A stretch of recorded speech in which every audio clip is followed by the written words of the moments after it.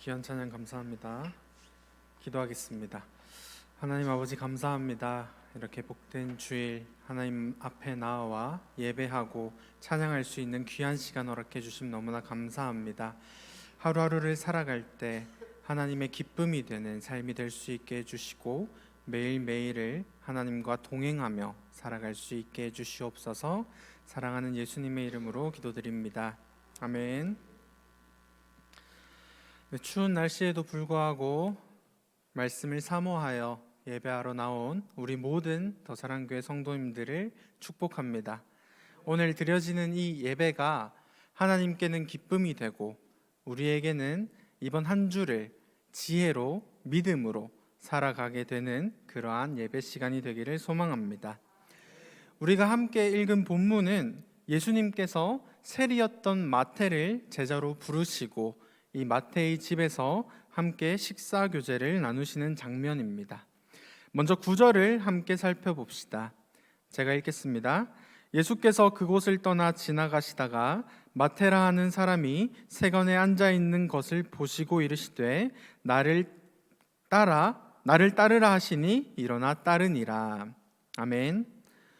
예수님께서 다른 곳에 거하시다가 그곳을 떠나 지나가는 길에 마태를 마주쳤다고 말씀하시는데 머물고 계셨던 그곳은 어디였을까요? 앞선 9장 1절을 보면 그곳이 어디였는지 알 수 있습니다. 1절에는 예수님께서 배에 오르사 본 동네에 이르셨다고 기록하고 있습니다. 그렇다면 그곳이 바로 본 동네인데요. 여기에서 본 동네는 예수님께서 오랫동안 사역하셔서 고향처럼 여기셨던 가버나움이라는 동네를 의미하고 있습니다. 즉 가버나움을 떠나 길을 지나가시다가 마태를 만나게 되셨던 것입니다.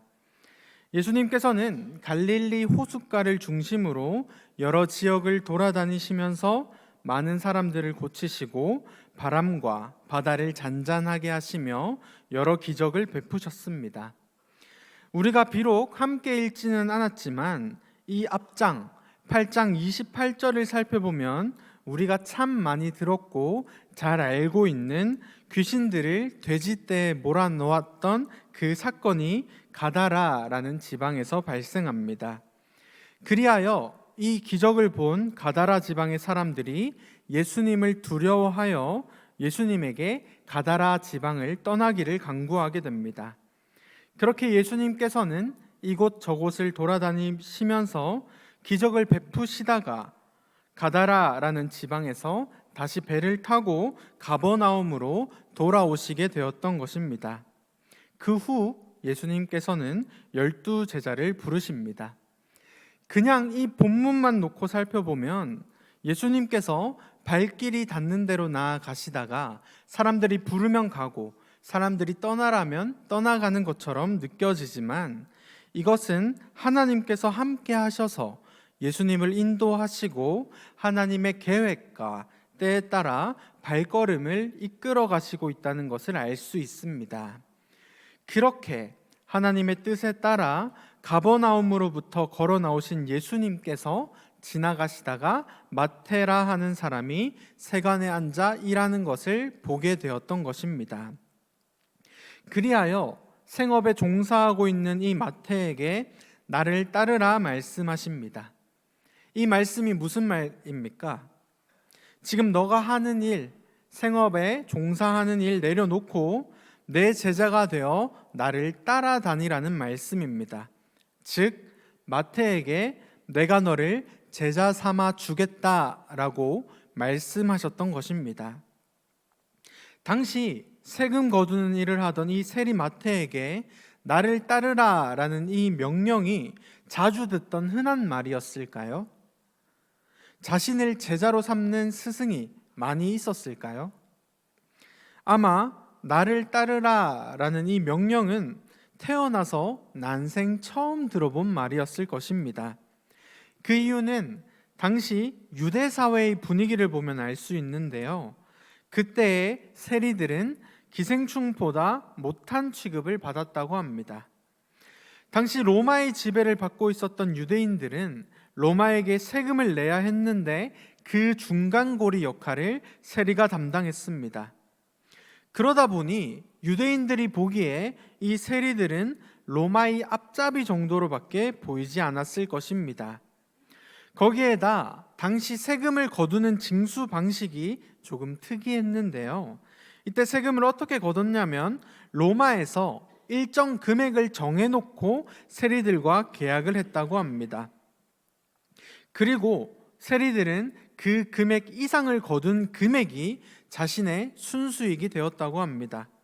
쉽게 말해서 로마에서 정한 세금이 100만 원이라고 가정해 봅시다. 세리가 로마와 100만 원의 세금을 거두겠다고 계약을 했으면 내가 만약 사람들에게 가서 110만 원의 세금을 거두게 되면 100만 원을 제외한 10만 원이 이 세리의 수익이 되었다는 것입니다. 그렇다면 1000만 원을 거뒀다면 이 세리들의 수익은 어땠을까요? 네, 로마에게 100만 원을 제외한 900만 원이 이 세리들의 순수익금이 되었다는 것입니다. 세리들의 수익 구조가 이렇다 보니 자연스레 세리들은 더 많은 금액을 세금이라고 말하며 거두지 않았을까요? 그렇게 수많은 세금을 거둔 세리들은 재정적으로는 부자의 삶을 살아갈 수 있었겠으나 같은 동족인 유대인들에게는 미움과 원망을 받으며 손가락질을 받는 사람이 되었던 것입니다. 즉, 다른 동족인 로마인들에게도 같은 동족인 유대인들에게도 사랑을 받는 것이 아니라 환영받지 못하는 그저 돈만 많은 외톨이가 되었다는 것입니다. 세리들은 자신들이 이러한 취급을 받게 된다는 것을 모르고 세리라는 직업을 가지게 되었을까요? 아닙니다. 아마 알고도 이 세리라는 직업을 선택했을 것입니다. 너무나도 외롭고 소외받는 힘든 직업이지만 그들은 돈에 대한 탐욕이 있었기 때문에 그 직업을 선택할 수 있었을 것입니다. 특별히 마태복음에는 부자 청년의 비유나 달란트 비유 같은 돈과 탐욕에 대한 비유가 많이 등장하고 있습니다. 그걸 미루어 보아 세리였던 마태 역시 예수님을 만나기 전 돈에 대한 탐욕이 아주 많았던 세리 중 하나로 보여집니다. 그들도 돈을 취하게 되면 이웃과의 관계나 친구가 다 사라진다는 것을 알지만 돈을 선택했던 것입니다. 그런데 그러한 세리를 제자 삼겠다고 말씀하고 계시는 것입니다. 여러분, 제자 삼는 것은 어떤 것을 의미하는 것일까요? 우리 한번 운동선수의 스승과 제자 관계를 한번 생각해 봅시다. 이해하기 쉽게 손흥민이 저를 제자 삼았다고 한번 생각해 봅시다. 일단 저에게 제자로 삼을 수 있는 가능성이 아주 조금은 보였기 때문에 저를 제자로 삼았겠죠. 그렇다면 손흥민이 저에게 직접적으로 축구를 가르쳐 줄 때 대충 말로만 이 축구를 가르쳐 줄까요? 아닙니다. 최선을 다해서 가르쳐 주었을 것입니다. 공에 어디를 차야 어디로 나아가고 어떻게 해야 체력이 자라나고 시즌은 어떻게 운동을 하고 비시즌에는 어떻게 운동을 하며 어떤 것을 먹어야 되고 어떤 것을 먹지 말아야 되는지 등등 손흥민이 저를 제자로 삼기로 생각했다면 아내와 보내는 시간보다 더욱더 많은 시간을 저를 위해 투자했을 것입니다. 왜냐하면 저를 제자로 삼았다는 것은 제가 그 스승의 얼굴이 될 수도 있기 때문입니다. 그리하여 스승이 원하는 만큼, 손흥민이 원하는 만큼 제가 축구 실력이 그만큼 올라갈 때까지 함께 하는 게 보통의 스승과 제자의 관계인 것입니다. 그런데 세리들과 어울린다는 것 자체를 부정한 것으로 보는 사회에서 누군가가 세리를 제자로 불렀다는 것, 이 자체가 흔한 일이었을까요? 모르긴 몰라도 아마 말도 안 되는 기적 같은 일이었을 것입니다. 그런데 그러한 사건이 오늘 본문의 사건으로 등장하고 있습니다. 예수님은 축구선수 손흥민과는 비교할 수 없을 정도로 이 시대의 당대 인기 스타였습니다.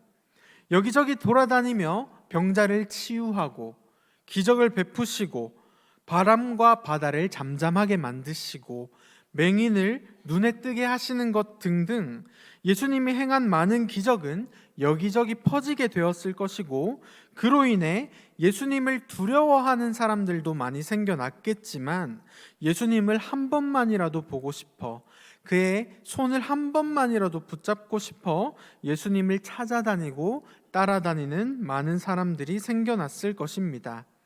자기가 가지고 있는 여러 문제와 여러 어려움들을 해결받고 싶어하는 많은 사람들이 있었기 때문입니다. 그러한 인기 스타가 지금 죄인 취급받으며 무시당하는, 불결한 일이라고 지칭받는 그 세리를 하는 마태를 예수님께서 부르셨다는 것입니다. 나를 따르라 말씀하셨다는 것입니다. 오직 마태 한 사람을 보시고 마태를 지명하여 부르십니다. 그리고 내가 너를 제자 삼겠다 말씀하십니다. 이 말도 안 되는 놀라운 은혜에 마태는 순종하여 일어나 예수님을 따라갔던 것입니다. 예수님의 제자가 되기 위해서, 당대 인기 스타의 제자가 되기 위해서 필요한 조건은 아무것도 없었습니다. 그저 죄인인 나를 부르시는 그 음성에 순종하여 일어서서 따라가기만 하면 되는 것이었습니다. 다른 것은 아무것도 필요 없었습니다. 너무 놀라운 은혜 아닙니까? 오늘날 우리에게도 동일하게 나를 따르라 말씀하고 계시며 나를 제자 삼겠다 말씀하여 주십니다.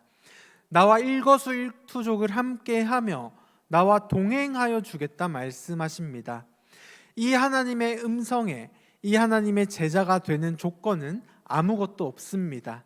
내가 과거에 어떤 죄를 저질렀던지, 과거에 어떠한 추한 삶을 살았던지는 전혀 중요한 것이 아닙니다. 그저 오늘날 지금 나를 부르시는 그 음성에 순종하여 아멘 하여 따라 나가면 되는 것이었습니다.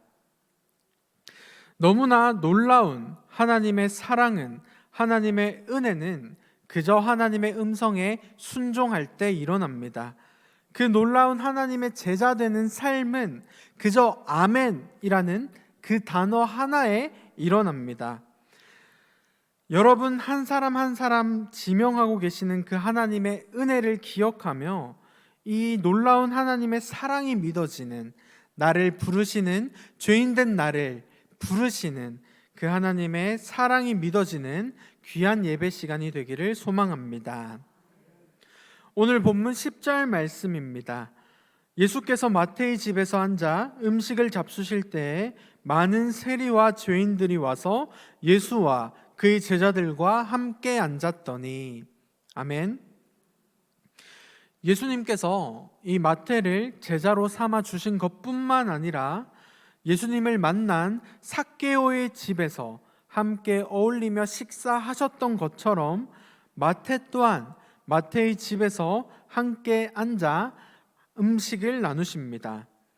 그때 많은 세리와 죄인들이 마태의 집으로 모이게 되는데요.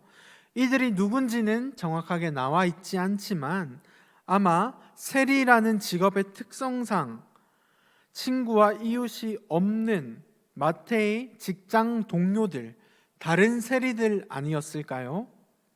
아마 서로 이렇게 말했을 것입니다. 이복의 장세리, 글쎄 마태에게 스승이 생겼대. 이복의 최세리, 그게 무슨 말인가? 글쎄 예수라는 사람이 마태에게 나를 따라오라 했다는데 말도 안 돼, 우리 직접 확인해 보세 하며 마태의 집으로 모여들지 않았을까요? 마태의 스승이 지금 마태의 집에서 마태와 함께 둘러앉아 밥을 먹고 있다는 사실은 다른 세리들에게도 큰 충격으로 다가왔을 것입니다.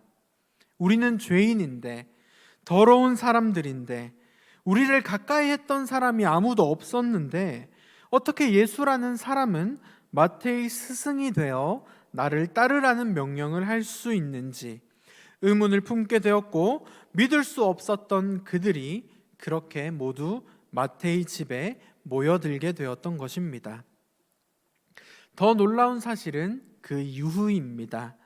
그렇게 모여든 세리와 죄인들에게 예수님께서는 그들을 멀리 하시며 밖으로 쫓아낸 것이 아니라 그들과 함께 모두 삥 둘러앉아 함께 음식을 먹었다는 것입니다. 누구의 집에서 함께 음식을 먹는다는 것은 단순히 배가 고파서 한 끼를 때운다는 의미가 아닙니다. 당시 유대 사회에서 함께 음식을 먹는다는 것은 그 자리에 참석한 사람들과 모두 친밀한 관계가 되었음을 의미합니다. 즉, 세리들과 죄인들의 친구가 되어 함께 식사의 교제를 나누고 계신다는 것을 의미하고 있습니다. 예수님께서는 찾아온 세리들을 죄인으로 바라보며 정죄했던 것이 아니라 그들을 사랑으로 따뜻하게 맞아주며 친한 친구처럼 그들과 함께 밥을 먹으며 교제했다는 것입니다. 이 모습을 지켜보던 바리새인들과 서기관들은 이 모습이 얼마나 충격적으로 다가왔을까요? 율법에는 분명 부정한 자들과 함께하지 말라, 함께 식사하지 말라라고 기록되어 있기에 죄인인 세리들을 멀리하고 외면했었는데, 율법을 완성시키려 왔다고 말하는 이 예수는 죄인이라 불리는 세리들과 함께 식사하며 함께 교제하는 이 장면, 그들의 머리로는 도저히 납득할 수 없었고 이해되지 않았던 장면이었을 것입니다. 그리하여 바리새인들은 예수님의 제자들에게 너희 선생은 어찌하여 세리와 죄인들과 함께 식사를 하냐고 물어보게 됩니다. 이 질문은 단순한 궁금증을 위한 질문이 아니었습니다. 지금 예수의 행동은 매우 잘못되었으며 자신이 잘못 행동하고 있다는 것을 빨리 알아차리라는 충고의 말이었습니다. 즉, 제자들을 바라보며 질문했지만 사실 그 질문은 그들의 스승이신 예수님의 행위는 잘못된 행동이니 자신의 잘못을 인정하고 이곳을 떠나가라는 무언의 압박이었던 것입니다. 이 말을 들은 예수님께서는 당시 헬라 세계에 잘 알려진 의사에 관한 격언을 가지고 대답합니다. 당시 헬라 세계에서는 의사는 질병을 치료해야 하기 때문에 건강한 사람에게 머물러 있어서는 안 된다라는 격언이 알려져 있었습니다.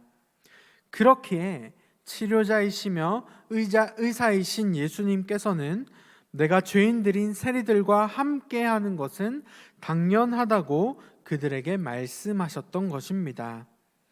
그렇다면 여러분, 바리새인과 서기관들은 환자가 아닌 건강한 자인가요? 그렇기에 의사이신 예수님께서는 건강한 바리새인들과 함께할 필요가 없었기 때문에 그들과 함께하지 않았던 것인가요? 아닙니다. 서기관들과 바리새인들 또한 세리와 같은 동일한 병든 자였습니다. 단지 차이점은 세리들은 자신이 병든 자라는 것을 알고 있어 함께 하고 계시는 하나님께 감사할 수 있었던 것이고, 바리새인들은 자신들이 건강하다고 착각하는 병든 자였기에 자신들이 거룩하다고 깨끗하다고 생각하며 그저 남을 헐뜯고 남을 비난하는데 온 신경을 쓰고 있는 병든 자였습니다. 자신이 병든 자라는 것을 모르는 서기관과 바리새인들에게 예수님은 왜 서기관과 바리새인들이 건강한 자가 아닌 동일한 병든 자인지를 가르쳐 주셨습니다. 13절 상반절 말씀입니다. 너희는 가서 내가 긍휼을 원하고 제사를 원하지 아니하노라 하신 뜻이 무엇인지 배우라. 아멘. 그저 율법의 글에만 의존해 죄인인지 의인인지 구별하며 죄인이면 멀리하고 정죄하는 것이 아니라 비록 율법에서 말하고 있는 죄인일지라도 서로 사랑해주며 섬기는 것이 예수님이 원하신 뜻이며 건강한 사람의 행동이라는 것을 알려주셨던 것입니다. 예수님은 애초부터 그 율법의 글이 아닌 사랑에 포커스를 두고 있었습니다. 그렇기에 죄인이라 손가락질 받았던 세리들에게 긍휼과 인애를 베풀어 주시고 소외된 그들과 친구가 되어 주셨던 것입니다. 결국 율법의 완성은 소외시키는 것이 아니라 편가르는 것이 아니라 사랑하는 것이 율법의 완성이라는 것 또한 보여주셨던 것입니다. 그렇게 세리들을 미워하고 죄인이라고 구별 지으며 그들을 괴롭게 했던 바리새인들 또한 사랑을 베풀지 못했으니 병든 자이며 죄인입니다. 그렇다면 건강한 자는 누구인가요? 사실 없습니다. 우리 모두는 죄인입니다. 로마서 3장 10절 말씀처럼 의인은 없으니 하나도 없습니다. 단지 자신이 죄인이라는 것을 아는 세리와 자신이 죄인인 줄 모르고 의인이라 착각하고 살아가며 그저 정죄하기에 급급한 바리새인 같은 사람 두 종류밖에는 없습니다.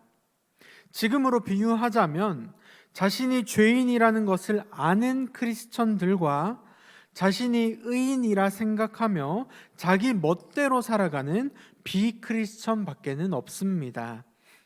우리는 모두 죄인입니다. 의인은 없으니 하나도 없습니다. 그러나 사실 그렇기 때문에 13절 하반절 말씀은 우리의 삶에 큰 위로가 됩니다. 13절 하반절 말씀만 함께 읽어보겠습니다. 시작. 나는 의인을 부르러 온 것이 아니요 죄인을 부르러 왔노라. 다시 한 번 더 읽겠습니다. 나는 의인을 부르러 온 것이 아니요 죄인을 부르러 왔노라. 아멘. 하나님께서는 죄인인 나를 부르러 오셨습니다. 죄인인 마태를 부르신 것처럼 죄인인 우리를 부르러 오셨습니다. 그리고 우리의 죄를 해결해 주시기 위해 이 땅에 오셨습니다. 나를 목숨보다 더 사랑하시기에 이 땅에 오셨습니다. 찬양 중에 시간을 뚫고라는 찬양이 있습니다. 이 찬양의 가사는 이렇습니다. 당신은 시간을 뚫고 이 땅 가운데 오셨네. 우리 없는 하늘 원치 않아 우리 삶에 오셨네. 자신의 편안 버리고 우리에게 평안 주셨네. 가장 낮은 자의 모습으로 우리 삶에 오셨네. 하나님 우리와 영원히 함께 하시네. 꿈없는 우리에게 그 나라 보여주시네. 연약한 자들의 친구가 되어주시고 힘없는 우리의 인생을 위로하시네. 아멘. 죄인인 우리를 사랑하시는 그 하나님의 사랑을 기억하는 이번 한 주가 되기를 소망합니다. 나를 위해 흘리신 예수님의 보혈의 피가 우리 삶 구석구석에 흘러 죄악된 세상에서 구별된 삶을 살아가는 한 주가 되기를 소망합니다. 죄인임에도 불구하고 그저 하나님께서 우리를 너무 사랑하여 주셔서 예수님을 믿음으로써 의인이라 칭해 주시는 그 놀라운 하나님의 사랑과 은혜를 기억하며 이번 한 주를 믿음으로 살아내는 복된 우리 더사랑교회 성도님들이 모두 되시기를 소망합니다. 기도하겠습니다. 사랑의 하나님, 죄인을 불러주신 하나님의 은혜에 감사드립니다. 지옥에 갈 수밖에 없었던 나를, 사망의 음침한 골짜기를 걷고 있던 나를 끌어주시고 세워주셔서 천국을 소망하며 살아갈 수 있게 해주심에 너무 감사드립니다. 주님, 바쁜 하루하루를 살아가다 보니 이 놀라운 하나님의 은혜를 잊고 살아갈 때가 너무나 많이 있습니다. 주님, 이번 한 주 죄인을 부르시고 제자 삼아 주신 그 하나님의 은혜와 사랑을 기억하며 살아갈 수 있게 해주시옵소서. 날마다 그 은혜를 곱씹으며 내게 주어지는 다양한 하루하루를 감사함으로 보낼 수 있게 해주시옵소서. 사랑하는 예수님의 이름으로 기도드립니다. 아멘. 다 함께